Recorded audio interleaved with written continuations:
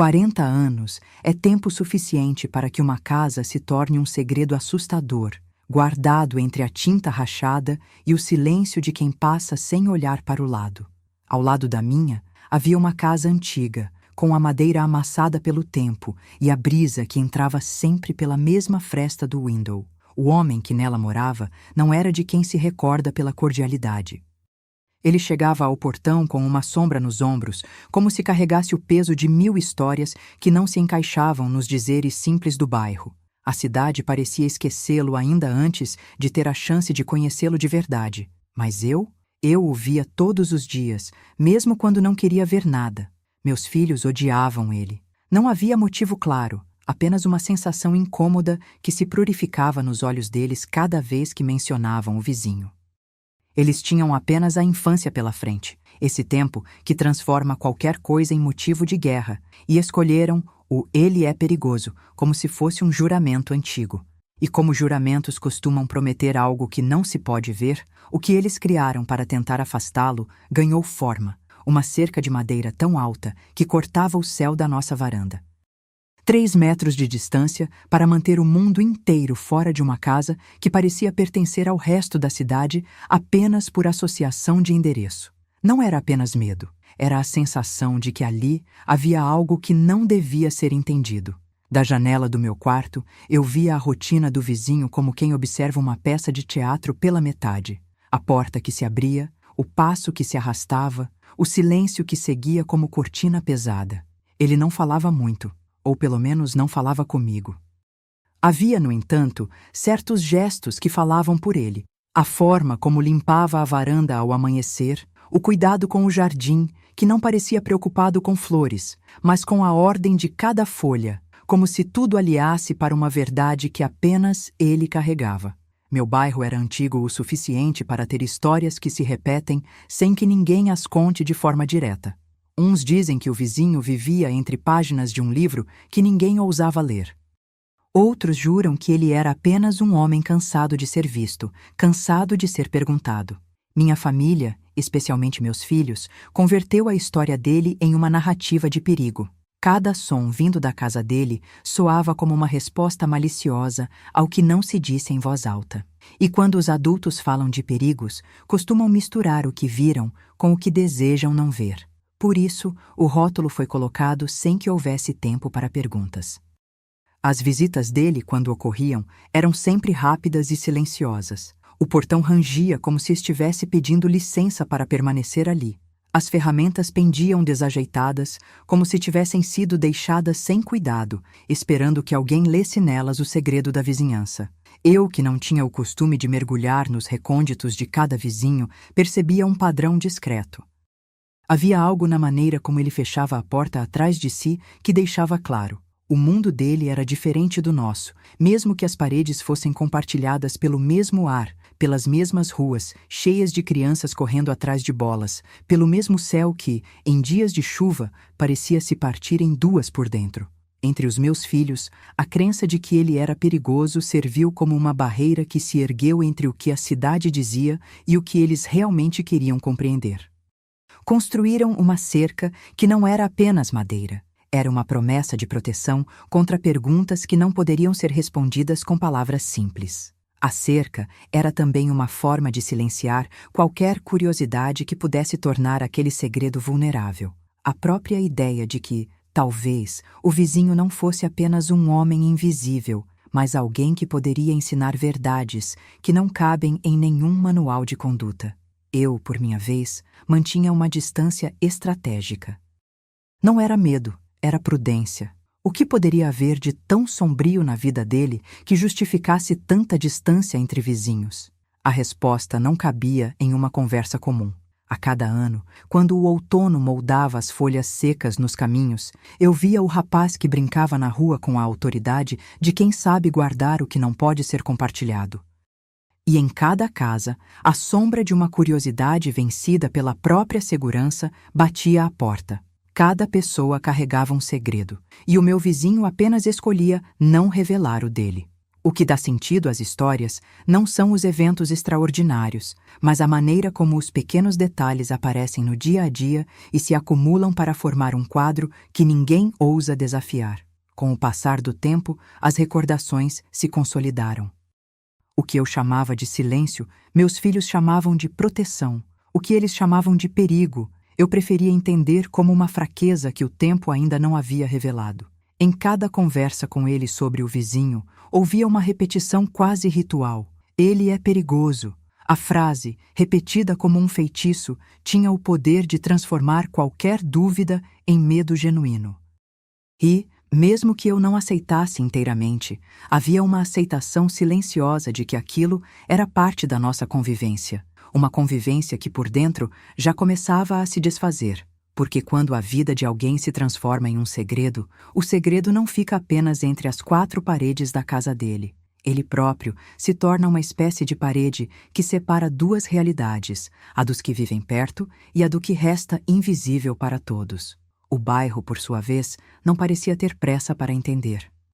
As perguntas eram evitadas como se fossem água fria derramada sobre uma fogueira de verão. Eu, que já vi muitos segredos desmoronarem quando a curiosidade vence o medo, ainda mantinha a mão firme no corrimão da escada, ouvindo as histórias contadas às sombras, boatos que pareciam mais reais que qualquer fato registrado. A cada noite, a casa ao lado parecia recuar um pouco mais para dentro de si mesma, como se o próprio tempo tivesse decidido que ali havia algo que não deveria ser exposto a uma linha de luz, a um registro numa memória que alguém pudesse escrever. Foi assim durante décadas. Uma distância aceita, uma curiosidade contida, uma cidade que não encontrava as palavras certas para falar do vizinho. E, no entanto, o peso daquilo tudo não deixou de existir em mim. Só que nada é tão simples quanto parece. O silêncio guarda o segredo com mais cuidado do que qualquer outra pessoa. Ele se alimenta de cada pausa, de cada respiração que não é dada, de cada porta que se fecha sem ruído. E, por fim, as coisas entraram em uma nova ordem, não porque mudaram, mas porque a percepção de mundo de cada um mudou para sempre, sem avisar. O dia em que tudo mudou não veio com estardalhaço. Foi como uma decepção lenta que desce pela manhã. O silêncio já não era apenas uma escolha, era um peso que ninguém mais suportava carregar. E então o que começou como uma história contada pela boca de meus filhos, de que o vizinho era perigoso, tornou-se uma verdade que ninguém ousava discutir, porque discutir significava abrir uma porta que talvez não pudesse ser fechada de novo. No entanto, a minha jornada não terminou ali. Apenas começou a se desdobrar de uma forma que eu não havia imaginado, com passos que eu ainda iria reconhecer como meus, mas que o tempo transformaria em algo que eu não conseguiria mais desfazer. Ao final de cada dia, quando a casa exalava o cansaço que vem de quem observa o mundo de longe, eu me lembrava de uma coisa simples. Viver ao lado de alguém que não se encaixa no que as pessoas esperam de um bom vizinho é, em si, uma espécie de leitura de destino. Não se trata de quem a pessoa é aos olhos dos outros, mas, sobretudo, de quem você passa a ser diante da sombra que essa pessoa carrega e do que você deixa que essa sombra leve embora de você. E foi nessa linha tênue entre curiosidade e medo, entre a pertença ao lugar e a libertação de uma verdade que ninguém quer ouvir, que a minha história começou a tomar forma, não como a verdade definitiva, mas como o começo de uma revelação que um dia me exigiria pagar o preço de conhecê-la. No dia em que tudo de repente ficou claro apenas para mim, a cidade continuou falando sem que ninguém o percebesse. As rotinas continuaram a passar pela vizinhança como se fossem apenas sombras, e as crianças, com seus passos desordenados, já não olhavam mais para a casa ao lado com a mesma curiosidade de antes. Porque a vida, quando chega a um ponto de virada, não precisa de um anúncio público. Ela apenas te empurra para uma esquina, e ali você descobre que a linha entre o que é seu e o que não é, entre o que é seguro e o que é proibido, foi desenhada de tal forma que não há mais como contornar.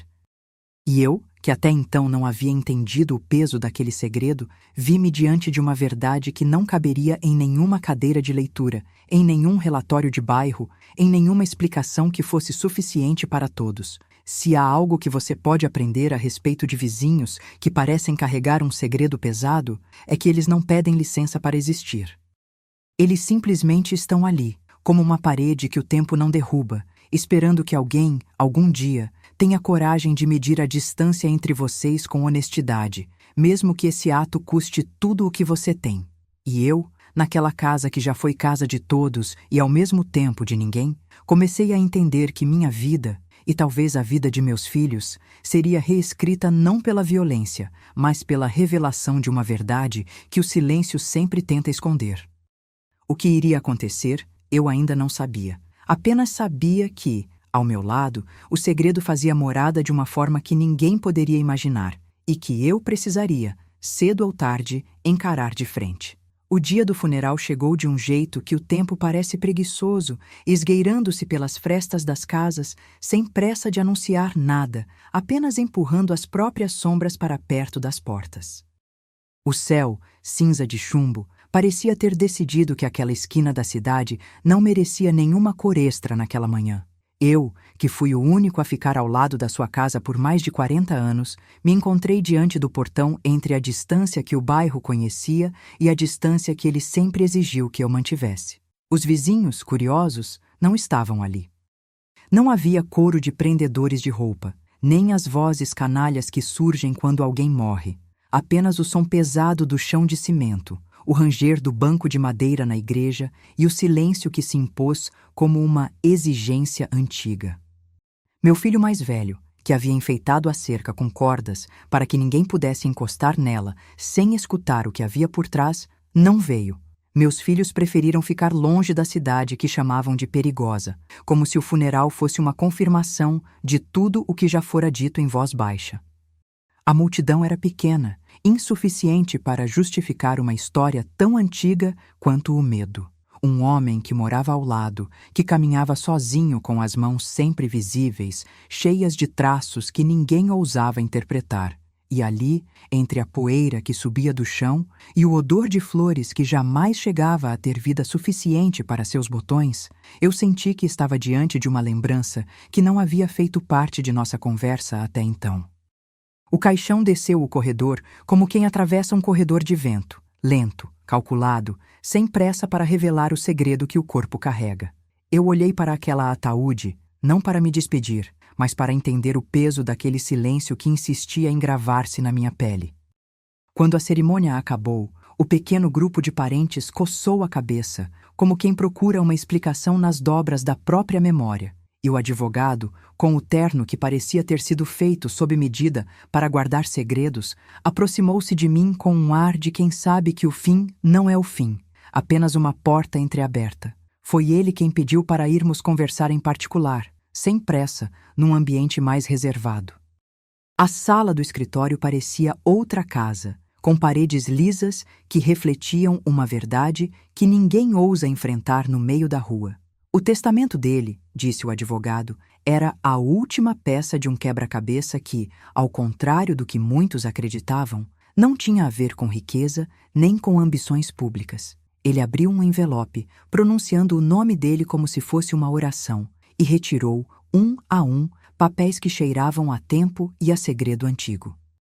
O silêncio que o rodeava era tão denso que eu quase pude ouvir o peso de cada papel se acomodando sobre a mesa. Ele deixou algo mais do que bens, senhor, disse o advogado, com a voz contida, deixando claro que aquilo que se seguia não era uma simples leitura de cláusulas, mas a leitura de uma vida. Em seguida, ele leu algumas palavras que pareciam não ter relação com a imagem do vizinho que o bairro pintava. Não havia menções a dinheiro ou a herança pública. Havia, em vez disso, uma determinação de preservar uma memória que precisava de quem ficasse para além do medo. O testamento continha notas que ele escrevia há décadas, em cadernos escondidos, lembranças registradas como quem guarda mapas de lugares que ninguém ousou explorar.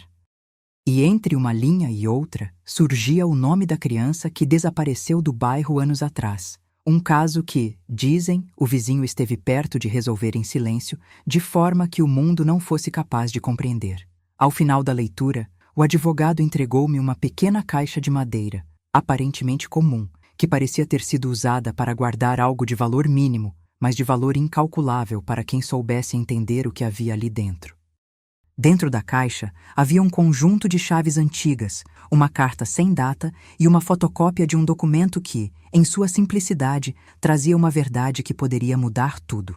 O testamento, explicou o advogado, determinava que eu fosse o guardião não apenas dos bens, mas de uma responsabilidade, a de conhecer, de forma discreta, a história que ele manteve escondida e de decidir, quando fosse o tempo certo, o que eu deveria fazer com a verdade que ele carregou por toda a vida. Eu segurei aquele peso como quem segura uma promessa quebrada e, ao mesmo tempo, como quem encontra uma resposta que não se quer admitir. A carta, cuja caligrafia era delicada e rígida ao mesmo tempo, falava de uma investigação que ele não terminou, de uma dívida de fiança com uma criança que não deveria ter sido tirada do bairro, de uma verdade que poderia reabrir feridas antigas, mas que, sem a coragem de alguém, continuaria escondida, como um segredo que sabe demais sobre quem o guarda. A fotocópia mostrava, em traços frios, um registro que denunciava uma pessoa que, por anos, trabalhou para manter aquilo que o bairro temia. Alguém que, por trás do rótulo de perigoso, era, na verdade, o único guardião de um segredo que poderia destruir a própria cidade se caísse em mãos erradas. Enquanto eu olhava pela janela, a chuva começou, leve no começo, como se apenas o céu estivesse aprendendo a se recordar. Eu compreendi então que o vizinho não era apenas um homem que assustava crianças com a ideia de que havia monstros atrás da porta. Ele era, segundo aquela leitura do tempo, alguém que dedicou a vida a manter as pessoas ao redor cegas para uma verdade que ele não ousou revelar por medo de transformar medo em violência. E o que eu, que sempre me considerei apenas um vizinho atento, poderia fazer com isso? A resposta não parecia caber na pergunta. O que eu deveria fazer com um segredo capaz de apagar a linha tênue entre amizade, intimidade e segredo? Ao fechar a caixa, o mundo pareceu, por um momento, desacelerar. A cidade lá fora continuava com suas rotinas. As crianças voltaram a brincar nas esquinas, as lojas abriram as portas, e a lembrança do vizinho, que até então tinha sido apenas medo, começou a se transformar em uma responsabilidade. O advogado olhou para mim com aquela expressão de quem sabe que o próximo passo não depende de palavras, mas de uma decisão que eu precisaria tomar sozinho, no meu próprio tempo.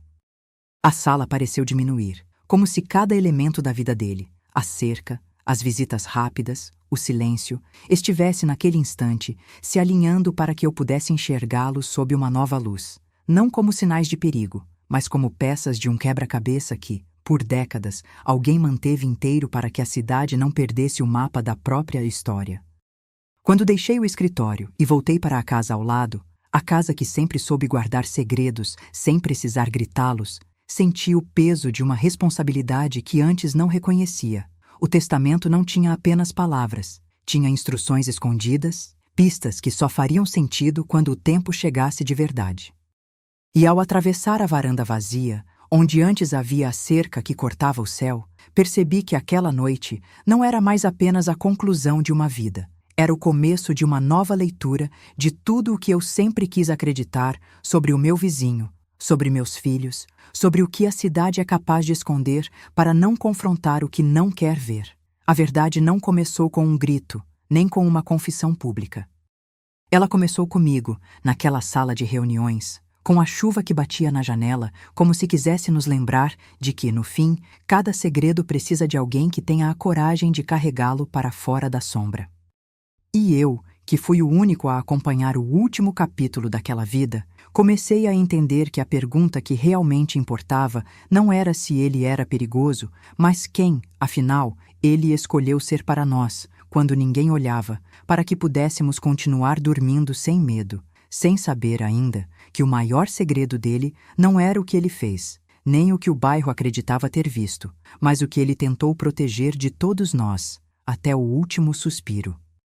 Na manhã seguinte, a cidade parecia revirar uma velha película de cinema, aquela que você assiste sem entender todas as falas, apenas sentindo o som das imagens. O vento carregava o cheiro de chuva que ainda não chegou, e eu, sozinho na casa ao lado, Abri a porta da sala com o peso de quem carrega uma decisão pendente, como se o silêncio tivesse, finalmente, decidido se colocar de frente para a luz.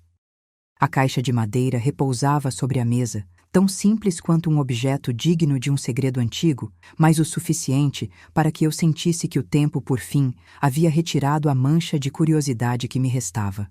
Não era mais uma curiosidade, era uma responsabilidade que batia na porta da minha casa toda vez que o som do corredor se fazia ouvir sem pressa. Coloquei a caixa entre minhas mãos, como quem segura uma bússola que aponta para um norte que ninguém mais quer seguir. A primeira coisa que me chamou a atenção foi o peso. Não só o peso físico de madeira e limalha, mas o peso de decisões que não cabem em uma vida comum. A carta sem data, cuidadosamente dobrada, ainda trazia a linha firme da grafia que parece ter atravessado décadas sem perder o traço. A fotocópia, em papel amarelado, trazia um mapa de nomes e lugares que não haviam sido vistos pela maioria das pessoas do bairro. Nomes que, até então, eu só conhecia por meio das histórias que o vizinho deixava para trás, entre as paredes cansadas de sua casa. Eu abri a carta primeiro. O papel, desgostoso pelo tempo, desdobrou uma memória que não era minha, mas que eu reconhecia como se fosse uma música antiga que insiste em tocar numa vitrola de garagem. O autor falava de uma investigação que o bairro precisava. Não uma investigação pública, mas uma que só certas pessoas eram convocadas a entender. Uma espécie de dívida entre fios entrelaçados de famílias, de segredos que não deveriam vir à tona para não ferir o equilíbrio de uma cidade que prefere o silêncio ao conflito. A carta dizia, sem grandes dentro-saberes, que havia uma criança que desapareceu anos atrás, um caso que o vizinho quase resolveu sozinho, em segredo, para não provocar um pânico que poderia destruir mais do que uma reputação. E havia, ali entre linhas, uma promessa. Ele não iria tilar a verdade com a primeira voz que aparecesse. Ele deixava caminhos apenas para quem tivesse a paciência de buscar, de entender, de carregar o peso que a verdade traz quando se quer preservar a vida de muitos. A fotocópia parecia, à primeira vista, apenas um registro mecânico, um daqueles papéis que ninguém lê até descobrir que cada traço é uma pista. Ela mostrava, com traços frios, um homem que havia trabalhado nos bastidores para manter a cidade protegida de algo que ninguém ousava nomear. Não havia naquilo a vilania óbvia que as pessoas costumam associar ao rótulo de perigoso. Havia, sim, uma teia de decisões difíceis, de escolhas que eu não ousaria fazer, de uma visão que o bairro recusava porque preferia a superfície tranquila de suas rotinas. A cada linha, sentia o peso de uma responsabilidade que não queria aceitar, mas que já me escolhia como seu guardião. Entre os papéis, havia ainda um conjunto de chaves antigas, cada uma com uma marca que parecia ter sido gravada com o tempo, como se o metal tivesse aprendido a guardar segredos de uma forma que nem as palavras conseguiam. Lembrei-me de como, na véspera do funeral, o vizinho deixara claro que certas portas não eram apenas portas, mas passagens para algo que não cabia na conversa do bairro. As chaves podiam abrir algo que o mundo da cidade preferia manter trancado: uma sala escondida, um cofre esquecido, um compartimento sob o piso de uma casa que já não era apenas uma casa, mas um arquivo vivo de decisões que moldavam o que todos pensavam ser seguro. A carta falava ainda de uma devida aos que ficaram para trás, a promessa de manter discreta a verdade que poderia derrubar não só uma pessoa, mas a própria ideia de justiça que o bairro tinha abraçado. Não havia glamour, apenas o peso de um acordo de silêncio que se quebrava se encostado o ouvido no chão da cidade, ouvindo lá embaixo o som abafado de passos que não pertencem a ninguém de carne e osso, mas a quem conhece o mapa da verdade sem que precise anunciar. A fotocópia, tão fria quanto uma lâmina de aço, mostrava o rosto de uma figura que o vizinho conhecia de anos, alguém que havia sido cúmplice de uma operação de esconderijos, alguém que poderia, se o segredo caísse em mãos erradas, se tornar uma arma de violência contra a própria vida que eu tentava proteger. Fechei os olhos por um instante e permiti que a chuva, ainda distante, se aproximasse devagar. O som da água batendo na janela parecia compor uma batuta invisível para conduzir uma orquestra que só eu poderia ouvir. a orquestra da memória que o vizinho escolheu não deixar tocar de público, mas que agora, por algum capricho do destino, pedia para que eu aprendesse a conduzi-la com firmeza. Ao abrir os olhos, percebi que a caixa não era apenas um receptáculo de objetos. Era um mapa, não de ruas, mas de tempos, de escolhas, de consequências que não respeitam o calendário de ninguém. Passei a tarde revisitando mentalmente cada detalhe que aprendera ao lado dele ao longo de 40 anos. As visitas rápidas, as falas contidas, o modo como as outras casas pareciam ignorar o peso invisível que ele carregava. Tudo aquilo, de alguma forma, formava um mosaico que, se olhado com paciência, revelava uma imagem muito maior do que o bairro se atrevia a admitir. A cerca de 3 metros, ergue-se não apenas como uma defesa física, mas como um símbolo de uma linha que ele nunca permitiu que ninguém cruzasse sem consentimento. E ali, com a caixa entre as mãos, percebi que cruzar aquela linha não seria uma agressão contra a memória de quem vivia ao meu lado. Seria, sim, um ato de justiça, pela qual o bairro tinha criado uma lenda para evitar o desconforto de aceitar que o segredo existia e precisava ser manejado com cuidado, sem ferir a vida comum que nos permitia seguir adiante. A noite adentrou a casa como um visitante silencioso, e eu, sentado na cadeira onde o peso das decisões antigas sempre parece mais próximo, comecei a planejar o próximo movimento com a cautela de alguém que sabe que cada passo pode desencadear consequências que não se podem prever. Não faria barulho, não chamaria ninguém, não falaria sobre isso em voz alta, a não ser para a própria sombra. Porque o que o vizinho deixou para trás não era apenas uma história de medo, era uma pauta que, se desvendada, poderia trazer de volta à cidade a memória de uma criança que não deveria ter sido retirada do bairro, ou, quem sabe, expor uma verdade ainda mais antiga, que o segredo mais perigoso nem sempre é o que parece, mas o que as pessoas escolhem não ver para que a vida de todos possa continuar sem abalos.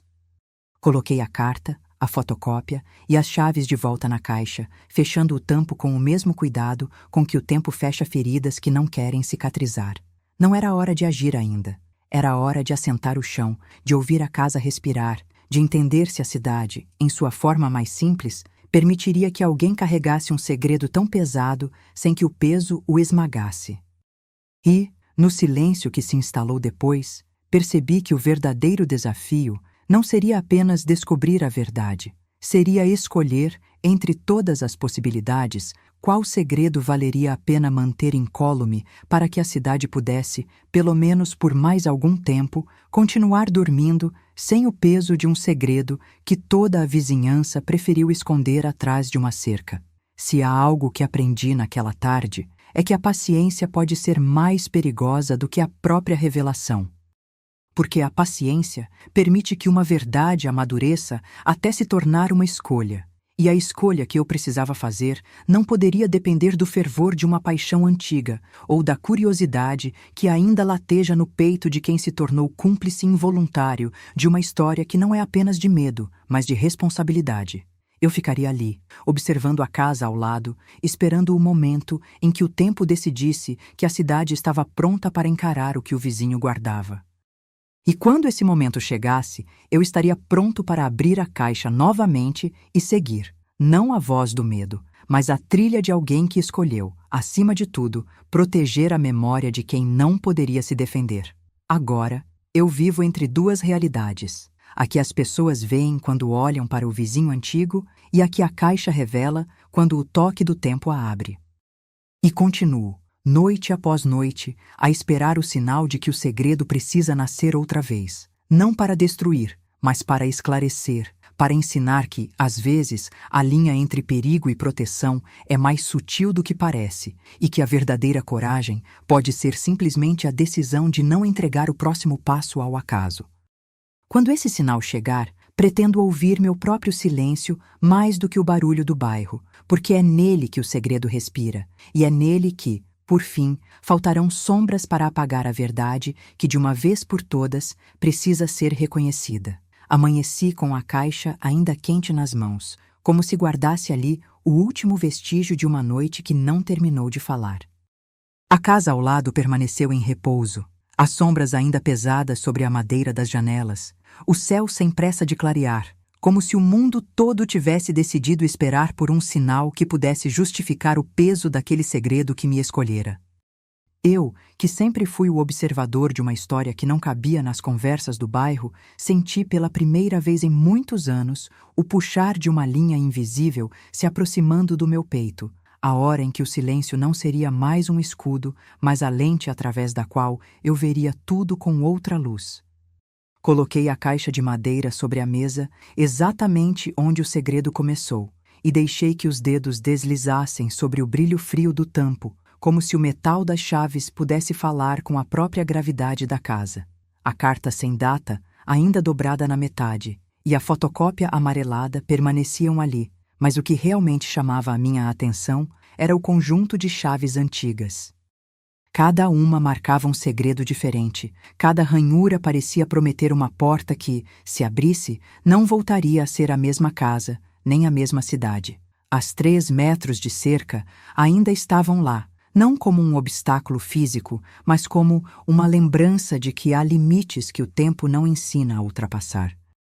Passei a manhã olhando para a chuva que ainda não caía, mas que já se fazia presente no ar, como se o céu estivesse apenas esperando o instante exato para derramar uma verdade que não cabia mais no segredo privado de um vizinho. A carta falava de uma investigação que não era pública, de uma dívida entre fios entrelaçados de famílias, de uma verdade que poderia ferir a cidade se chegasse às mãos erradas. Ela descrevia uma criança que desaparecera anos atrás, um caso que o vizinho quase resolveu sozinho, em silêncio, para evitar o pânico que poderia derrubar a máscara de tranquilidade de toda a vizinhança. E, entre as linhas, havia promessas. Caminhos apenas para quem tivesse a paciência de buscar, de entender, de carregar o peso da verdade que vem quando se quer proteger a vida de muitos.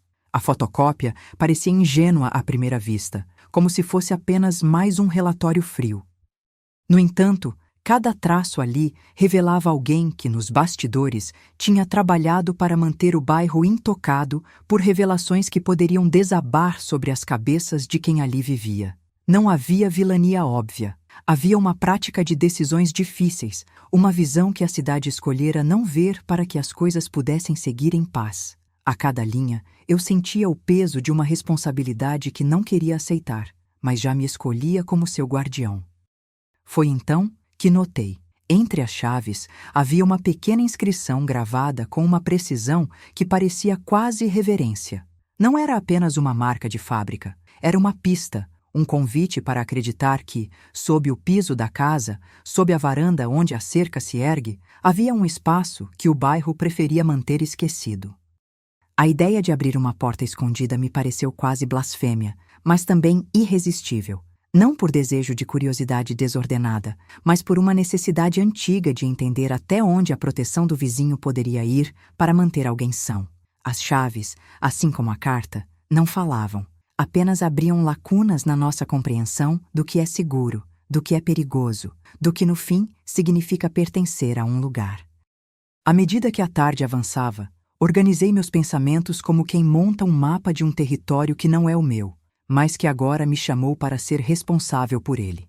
Pensei nas visitas rápidas, nos gestos contidos, no modo como as paredes da casa vizinha pareciam guardar, com paciência quase religiosa, os segredos que o bairro não queria ver.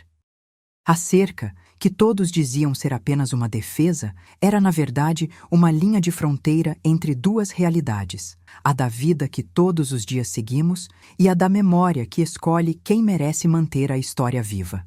Eu, que por tanto tempo vivi entre essas 2 verdades, passei a entender que a paciência não é apenas esperar, é aprender a reconhecer o momento em que cada segredo precisa emergir, não para destruir, mas para esclarecer. Conduzi a caixa pela sala, meu reflexo tremendo nas janelas que davam para o quintal onde as crianças costumavam brincar. Pensei no que significava carregar a responsabilidade de uma criança desaparecida, de uma verdade que o vizinho escolhera manter em segredo para proteger a cidade de um choque. O peso das chaves, do papel antigo, da promessa contida naquela carta, tudo se alinhava como se o tempo tivesse finalmente encontrado o eixo onde tudo poderia girar sem quebrar. E ainda assim, a pergunta permanece: quando a verdade é tão pesada que pode derrubar não apenas uma pessoa, mas a própria ideia de justiça que a cidade sustenta, quem tem o direito de decidir medê-la ao mundo?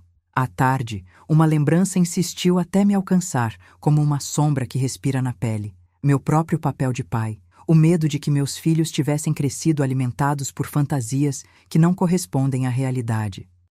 A cerca, que eles haviam erguido como uma muralha, parecia agora uma linha de fronteira entre minha vontade de proteger e minha obrigação de revelar. A cada respiração, percebia que a cidade que habito não é apenas um conjunto de casas. É uma teia de decisões que umas pessoas mantêm em segredo para não ferir outras, enquanto outras, por sua vez, precisam que alguém dê voz àquilo que fica escondido. Ao pôr a caixa de lado, percebi que não havia pressa em agir, apesar de o peso da tarefa se tornar cada vez mais real. O tempo tem suas próprias métricas. Ele não avisa quando a história está pronta para ser contada, apenas empurra quem está preparado a seguir o próximo passo. A partir daquele instante, o que restava era escolher entre ser cúmplice do silêncio que sempre protegeu a calma do bairro ou ser o instrumento que transforma o silêncio em memória, em responsabilidade, em uma verdade que poderia reconfigurar tudo o que aprendemos a aceitar como normalidade. Quando a noite finalmente caiu, ouvi o som do chão de madeira da casa ao lado respirando, como se a casa também estivesse esperando o momento certo para abrir o que guardava.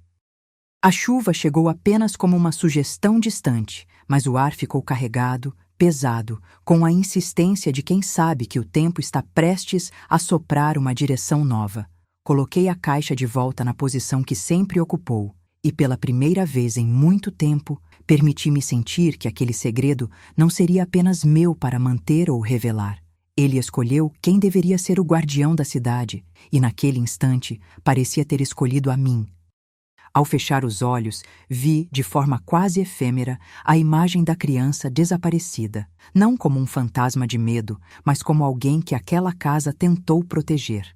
Entendi, finalmente, que a verdade não é apenas uma revelação, é uma responsabilidade que se carrega. Uma leitura que precisa ser feita com cuidado para que a vida de muitos não seja destruída pela curiosidade de poucos.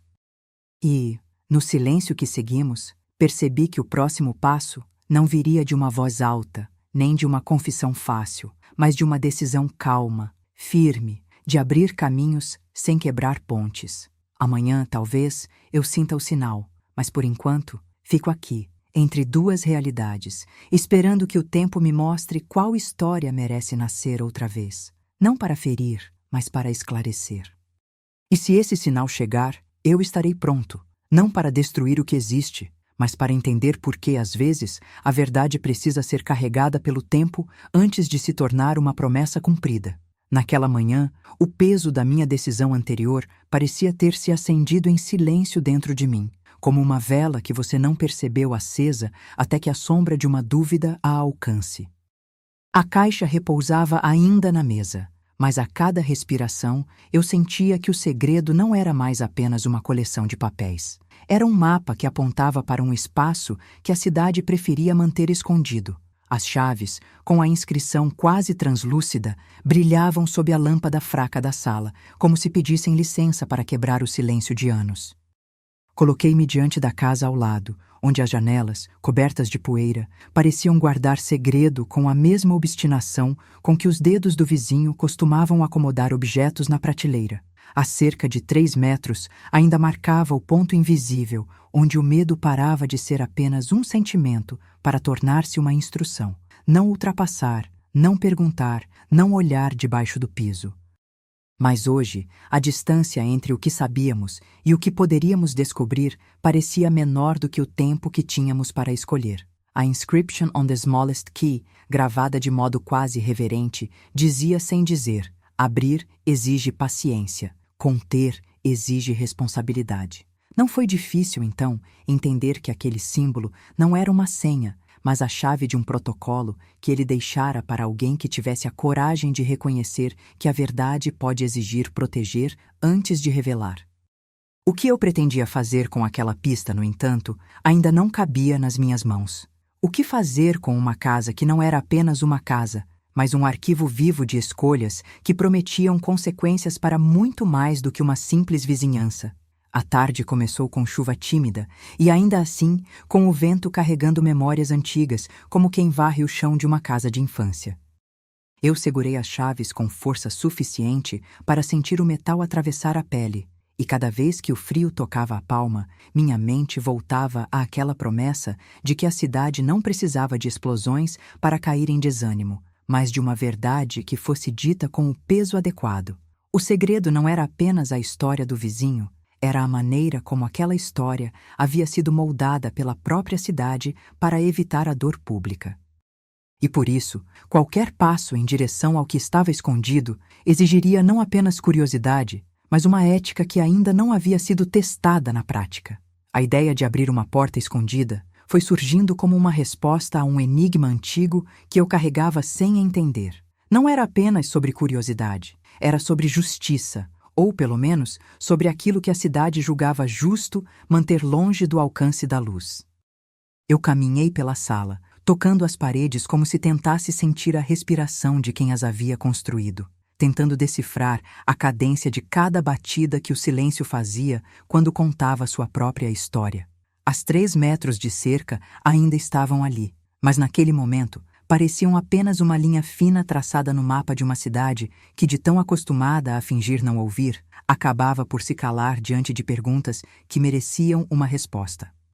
Entre as páginas da carta, a fotocópia e as chaves, havia uma nota que eu não tinha percebido antes. Uma referência a um espaço sob o piso da casa que não era apenas armazenamento, mas um repositório de tempos. Uma sala que, se abrisse, revelaria não apenas onde estavam as coisas, mas por que elas permaneciam onde estavam. A ideia de descer ao nível subterrâneo ganhou, então, corpo na minha imaginação, como se fosse uma porta que se abre para um corredor estreito, iluminado apenas pela luz que escapa pela fresta de uma janela esquecida. O piso cedeu sob meus passos, como se estivesse esperando alguém que não tivesse medo de ouvir o que o chão tem para dizer quando chega o momento certo de revelar. Quando, ao fim da tarde, o relógio da vila pareceu perder ritmo para que eu pudesse ouvir minha própria respiração, decidi que era hora de testar a primeira coisa que a caixa sugeria sem dizer: a porta oculta sob a sala de estar, sob o piso de madeira que não se abria desde que alguém colocou ali a última peça de uma história que ninguém ousou terminar. Usei as chaves como uma partitura, girando cada segredo em busca de um ponto que estimulasse uma ordenzinha de abertura. Primeiro, uma tampa solta de um assoalho antigo, que rangeu como se pedisse licença para falar.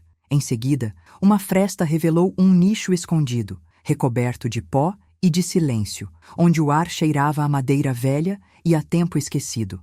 O segredo não estava apenas no que encontrei, mas no que não consegui ver de imediato. O que a cidade quis manter invisível não era apenas o esconderijo de objetos, mas o próprio motivo pelo qual tudo aquilo existia ali. Havia livros amarelados, diários com a letra firme de alguém que já havia sido jovem, fotografias amarradas com fitas desbotadas e, entre tudo isso, uma caixa menor, que parecia ter sido protegida por camadas de poeira mais grossas do que a própria madeira. A caixa continha uma série de notas, feitas com a caligrafia que eu reconhecia como a do vizinho, relatando encontros discretos, nomes que surgiam como se estivessem no centro de uma conspiração de silêncio e uma sequência de datas que apontava para uma investigação interrompida. Entre os papéis, sob uma página marcada com o X de alguém que havia cruzado o caminho do vizinho, encontrei uma fotografia que não tinha sido mostrada a ninguém. Uma menina de olhos grandes e curiosos, tão parecida com as outras crianças do bairro que eu quase poderia ter me enganado com a semelhança, se não fosse pelo detalhe que a ligava a uma trama muito maior do que o rótulo de perigoso que o bairro usava para manter a distância. Ao lado da foto, uma nota: Ana. Não era apenas o nome de uma criança desaparecida, era a lembrança que havia sido mantida viva pela cidade para que ninguém ousasse perguntar demais, para que o medo não se desmanchasse em curiosidade. O vizinho, de quem todos temiam, tinha mantido aquilo vivo, não para ferir, mas para impedir que a verdade doía mais do que a dor que a cidade já carregava. A sala escondida, com suas paredes úmidas de segredo, falava comigo sem palavras. Em uma gaveta, encontrei uma gravação antiga que chiarava como uma fita de rádio velha, onde uma voz, irregular, contava uma história que eu ainda não entendia completamente. Uma investigação, um acordo entre famílias, uma tentativa de manter a cidade intacta frente a uma verdade que poderia despedaçar não apenas o orgulho, mas a própria ideia de convivência. Não havia um culpado claro, apenas uma rede de responsabilidades que se cruzavam como fios de uma teia que ninguém ousava cortar. A cidade, repleta de sombras, parecia ter sido o guardião de uma justiça que não cabia no vocabulário público, algo que só os que viviam ali, com seus segredos, poderiam entender sem ferir a todos. Ao fechar a porta da sala subterrânea, o peso da descoberta me esmagou pela primeira vez com a sensação de que a verdade, embora necessária, não seria uma arma com a qual poderia apontar para o mundo. Era mais bem uma chave que apenas determinados dedos poderiam segurar, sem quebrar o que ainda precisa ser mantido para que outras crianças pudessem continuar brincando, sem o peso da culpa alheia. A cidade, com seu jeito de fazer vista grossa, continua sendo o pano de fundo, mas agora tinha um rosto que não poderia ser ignorado, o rosto de Ana, a menina desaparecida que, de algum modo, tinha estado mais perto de todos do que ninguém ousava admitir. Enquanto eu voltava para a superfície, empurrando o peso daquelas descobertas de volta para a caixa, percebi que minha decisão não seria sobre se deveria ou não revelar. Seria sobre quem eu escolho ser diante de uma verdade que tem o poder de desfazer uma cidade inteira se cair em mãos erradas. A cada passo, a casa do lado parecia responder com uma respiração mais lenta, como se a própria madeira soubesse que o momento de escolha estava chegando. E eu, que sempre fui o observador, senti pela primeira vez que o segredo não era apenas o que o vizinho deixou por trás, mas o que eu estava prestes a fazer com ele, ou não fazer, em nome de uma vida que, de certa forma, já havia sido salva pela forma como o silêncio escolhia proteger.